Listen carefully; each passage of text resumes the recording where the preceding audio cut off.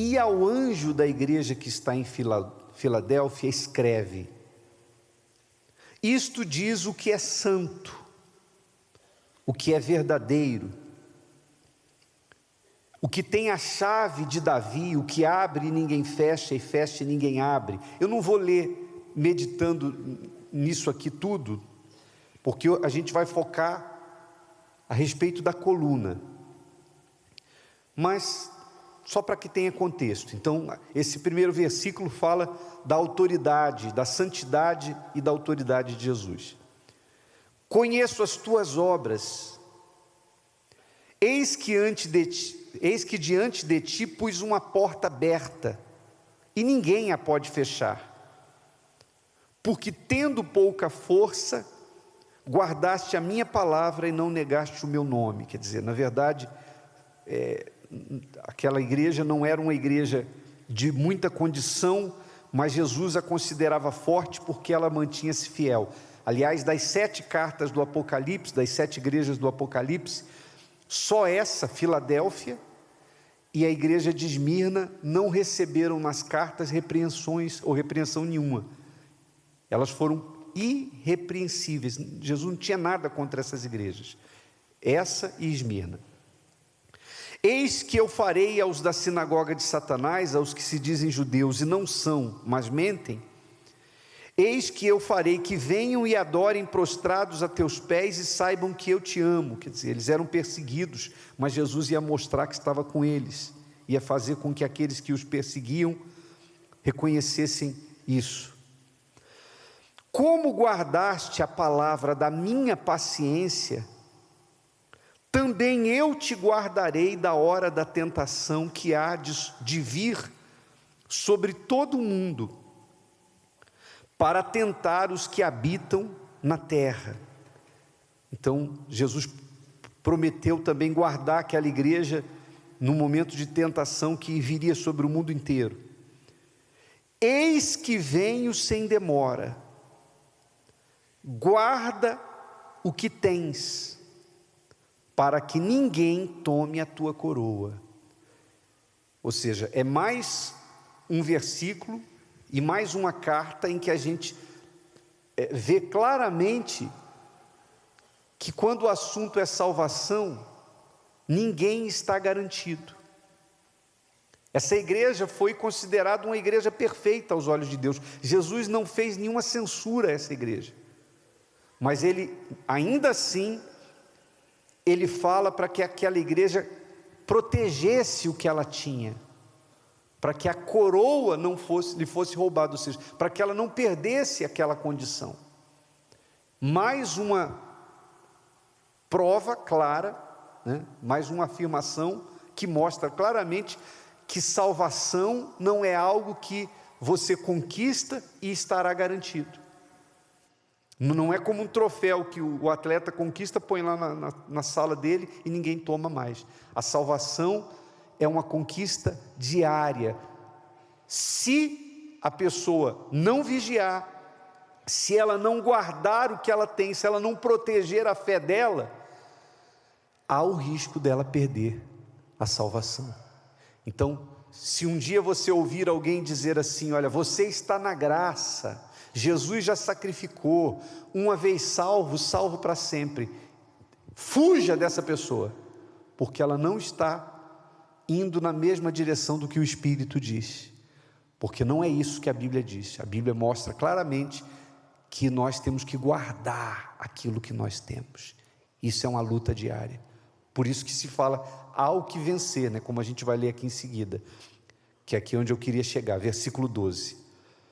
A quem vencer, vencer. Para vencer precisa fazer o que, gente?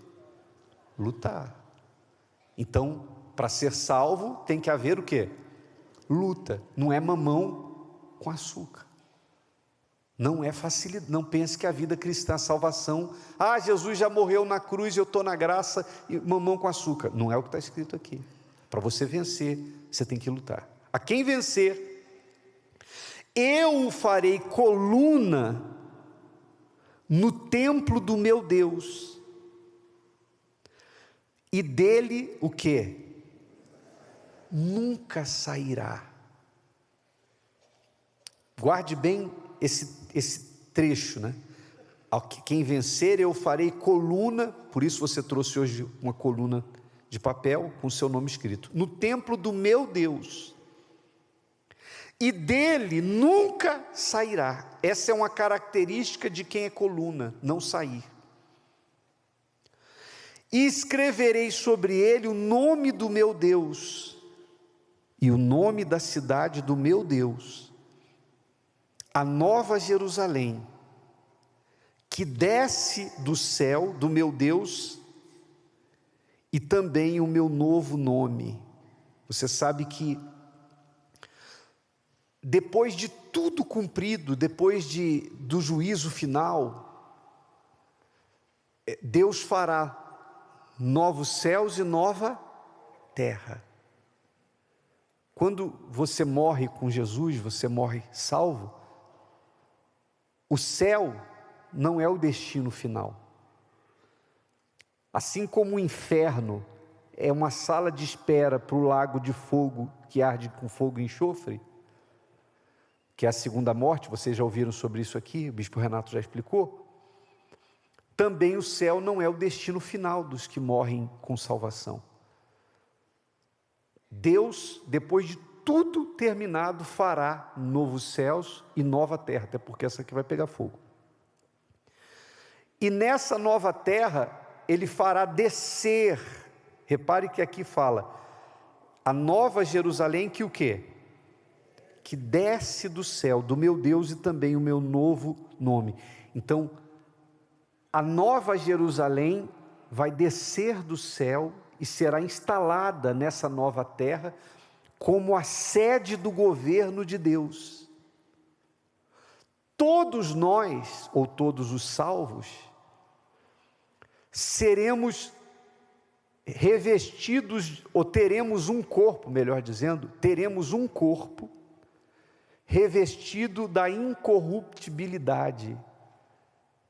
O corpo que você tem, que eu tenho, que nós temos hoje, é um corpo perecível, é um corpo que passa, mas nós vamos receber um corpo que não morre, que não envelhece, que não sente dor. Imagine hoje, se você estivesse, se você fosse assim nesse corpo, não sente dor, não enfraquece, não envelhece e não morre. Seria uma maravilha. É ou não é verdade? Quem já sentiu dor aí? Levanta a mão. Quem nunca, né? Todos nós sentimos dores. Poxa, quanto custa isso? Você ter um corpo revestido de incorruptibilidade, um corpo que não perece, um corpo que não enfraquece, um corpo que não envelhece. Você pode estar até aí no auge do seu vigor, você que está na casa dos 20 e poucos, você sabe que até os 30 você vai subindo, não é? Você está na casa entre 20 e 30, você está assim, ó. Depois que você chegar nos 30, você vai começar a entrar nessa aqui, ó. Por isso não se envaideça, tá? Não se envaideça. Hoje você pode estar com tudo em cima, você está acostumada de repente, espero que não aconteça isso aqui com ninguém, mas normalmente é assim, as mulheres quando estão jovens, né, bonitas, passam na rua, os homens que são perturbados, assim, daqui a pouco, quando você menos espera, você escuta um assim, ô tia, você já vê que a coisa mudou de, sim ou não? Já mudou de figura, significa dizer que você já está murchando. Já viu a flor que tem uma rosa, uma flor tem um dia de auge, depois depois dos 30, aquela fase que o jogador começa já a diminuir o ritmo, segue para a aposentadoria. Isso porque você tem um corpo perecível, mas você vai viver nessa nova Jerusalém. Essa é a cidade que você tem que almejar conhecer. Paris, e Nova York, sabe? Essas cidades badaladas que as pessoas gastam rios de dinheiro para conhecer o mundo, até a velha Jerusalém, essa que é a nova, ruas de ouro, amém? Essa é a cidade. Imagina um corpo novinho em folha, que não sente dor, que não envelhece, numa cidade linda, maravilhosa, ruas de ouro, não tem bandido, não tem corrupto, ninguém rouba, ninguém mente, ninguém trai, ninguém engana. Vida com abundância. Isso é vida com abundância. Quem quer, pague o preço, porque é para o vencedor. Vencedor vence a dor. Então ele fala aqui dessa nova Jerusalém, que desce do céu, do meu Deus, e ele fala também o meu novo nome. Quem tem ouvidos, ouça o que o Espírito diz às igrejas. E interessante que essa cidade, Filadélfia, eu tive a oportunidade de ir lá. Ela fica na Turquia, e tem não vou dizer, não é nem um quarteirão, o que sobrou de Filadélfia, a gente teve a oportunidade de orar lá, o que sobrou é um espaço que eles preservam lá, mas é interessante que a Bíblia fala-ei coluna no santuário do meu Deus. Se você entrar na internet e escrever lá, Filadélfia, igreja de Filadélfia na Turquia, você vai ver colunas, até hoje tem lá colunas daquela época. Da época dos apóstolos, as colunas estão lá, a cidade está lá, o que sobrou da cidade. E uma das coisas que a gente constatou lá, é que essa cidade, esse local da Turquia, já foi destruído por vários terremotos. Mas até hoje, existem colunas lá, nesse lugar onde ficava a igreja de Filadélfia. Então, imagine Jesus dizendo, farei vocês colunas, num lugar onde terremotos grandes haviam acontecido. E ele fala que a coluna nunca o quê? Sairá. Eu farei, versículo 12, a quem vencer eu farei coluna no templo do meu Deus, e dele nunca sairá. Você sabe que quando uma obra é erguida, uma construção é erguida, os engenheiros fazem cálculos, e existem paredes, né, que fecham a construção, e dividem a construção por dentro, mas existem as colunas. Dependendo do uso daquele imóvel, você pode acrescentar paredes ou tirar paredes. Hoje em dia se fala muito de fazer, vamos fazer uma parede de drywall aqui, que é uma coisa que se remove fácil. Tem gente que faz parede de gesso. Dependendo do uso do imóvel, você pode acrescentar ou você pode tirar paredes. Mas se tem uma coisa que você sabe que não pode mexer, é no quê? Coluna. Às vezes a gente aluga imóvel para a igreja, para inaugurar a igreja, e às vezes ali tinha escritórios, tinha um monte de paredes, e aí a gente leva lá um engenheiro, e pergunta, doutor, o que a gente pode fazer aqui? Ele vai e bate assim, nas paredes. Eles costumam dizer assim, bispo, aqui a gente pode abrir, isso aqui é parede, aqui dá para remover essa parede, essa aqui, aí tem hora que ele bate, e está bem consistente, ele fala, aqui não, aqui é coluna. Coluna não pode mexer. Então a gente inaugura algumas igrejas universal por causa da necessidade, que quem está sentado, às vezes tem que ficar assim para ver o pastor. É melhor ver o pastor assim do que cair tudo. Porque não pode tirar o quê? Você pode tirar a parede. Coluna não pode sair. Assim são os nascidos do Espírito. Quem nasce do Espírito Santo, Deus o faz coluna, e a coluna não cai, não sai, não pode ser removida. Amém, pessoal? No sentido de, fazendo uma analogia, você hoje, nessa construção do templo de Deus, o que você seria hoje? Você seria uma parede ou você seria coluna? Você é parede ou você é coluna? Porque parede pode ser removida a qualquer momento. Coluna, não. Coluna jamais sairá. Coluna permanece. Existem pessoas que passaram pela Igreja Universal. Desculpa, eu não vou nem falar Igreja Universal, porque quando se fala da Igreja do Senhor Jesus, não está se falando de uma denominação. A Igreja Universal é uma instituição. Para a gente poder abrir as portas, para funcionar, a gente tem que ter um CNPJ, a gente tem que prestar contas ao governo. A Igreja Universal é uma instituição.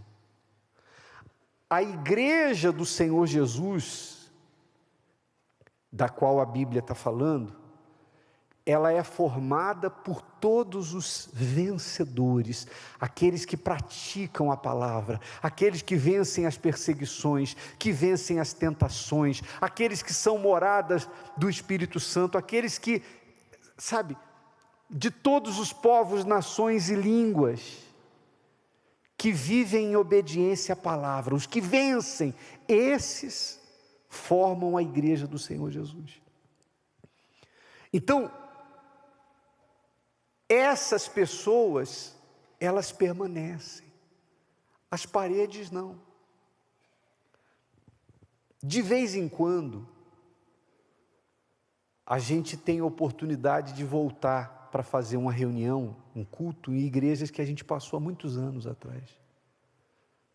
E você, poxa, a experiência, talvez você não tenha ideia de como é, porque é muito comum a gente chegar e falar assim, cadê fulano? Às vezes até um obreiro.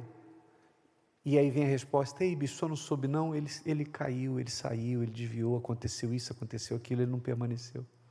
Passou por uma guerra e caiu na fé, desistiu. E Beltrano? Não, Beltrano também aconteceu isso, aconteceu aquilo. Ele teve um problema e acabou saindo, não está mais na igreja.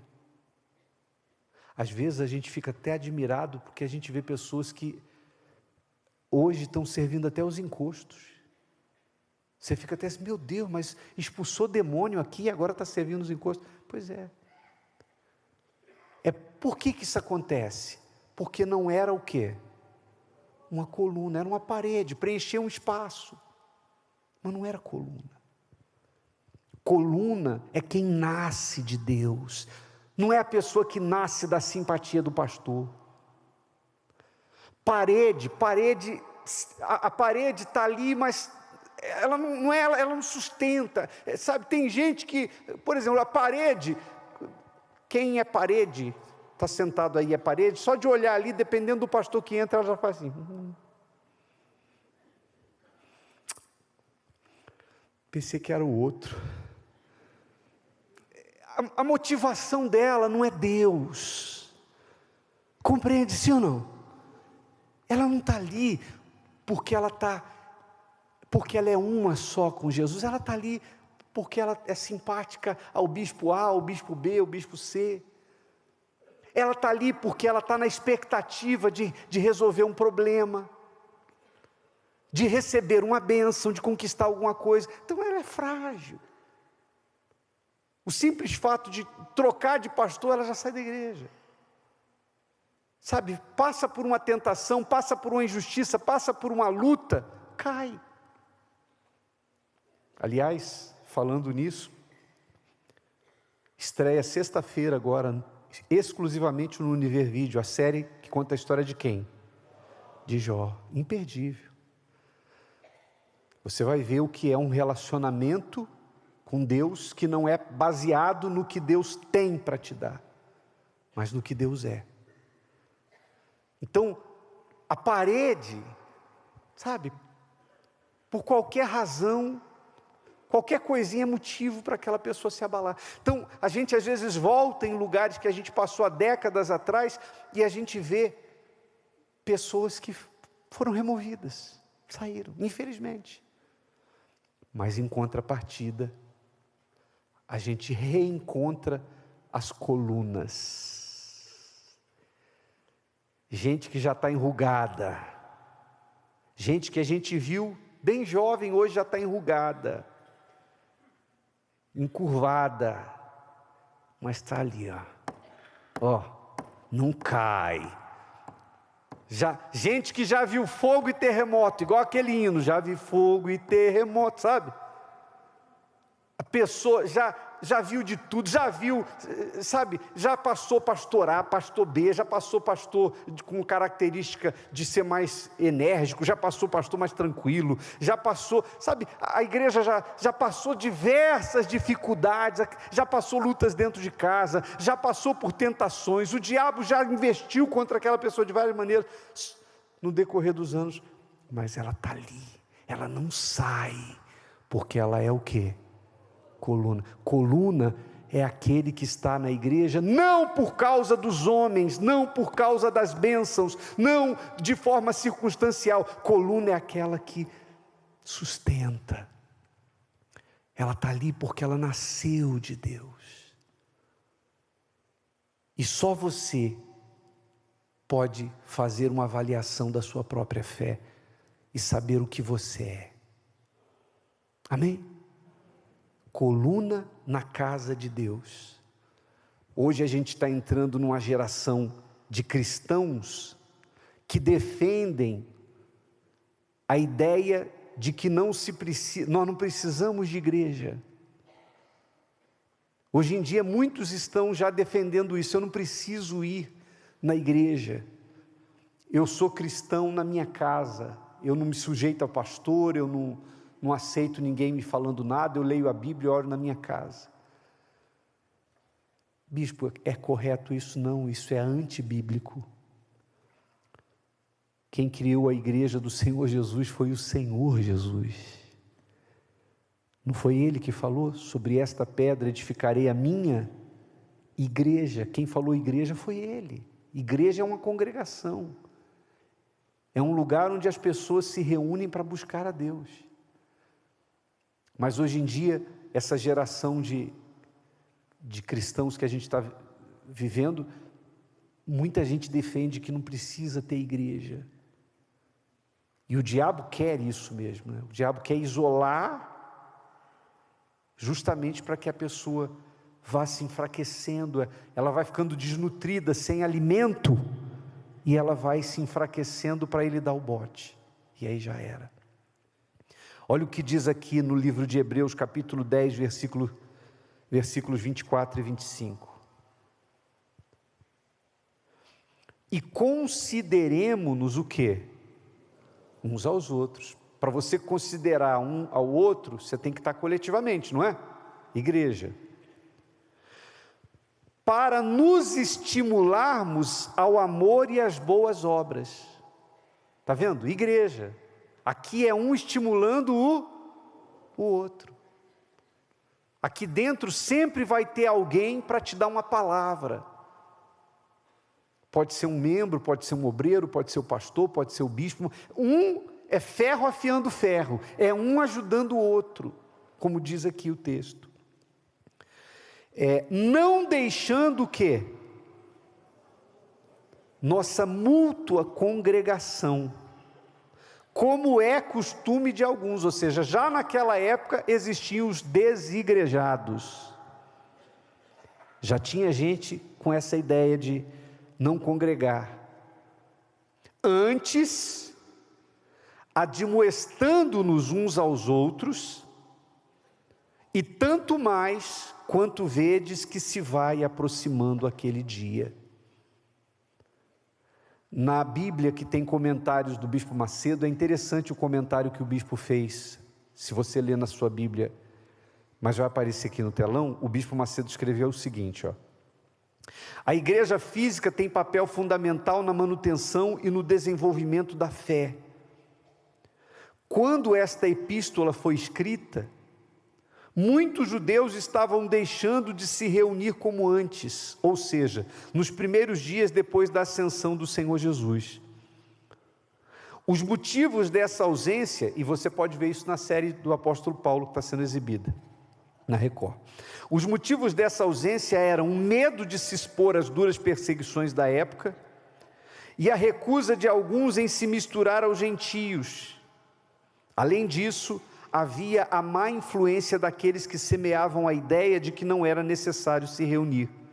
Contudo, nenhuma circunstância é justificativa para que um cristão abandone o seu dever de congregar e deixe de receber a instrução e fortalecimento espiritual.